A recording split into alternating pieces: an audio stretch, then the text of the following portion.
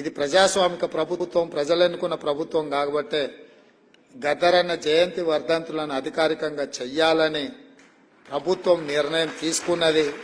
దాన్ని శాసనం చేయడం జరిగింది.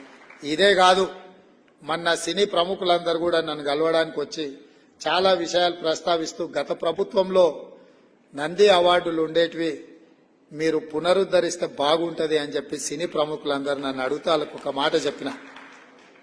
నంది అవార్డులు కాదయా, ఖచ్చితంగా మా ప్రభుత్వం అవార్డులు ఇస్తుంది, ఆ అవార్డుల పేరు గద్దర్ అవార్డులు ఉంటాయని చెప్పిన. తెలంగాణ రాష్ట్రంలో కవులకు, కళాకారులకు, సినీ ప్రముఖులకు రాష్ట్ర ప్రభుత్వం తరఫున అధికారికంగా ఇచ్చే అవార్డులకు గద్దర్ అవార్డ్స్ అనే పేరు పెట్టి గద్దరన్నను గౌరవించుకుందామని చెప్పి ఈ వేదిక మీద నుంచి చెప్తున్నా. ఇదే శాసనం. ఈ వీడియో కానీ మీకు నచ్చినట్లయితే లైక్, కామెంట్, షేర్ చేయండి. మరిన్ని అప్డేట్స్ కోసం సబ్స్క్రైబ్ చేయండి.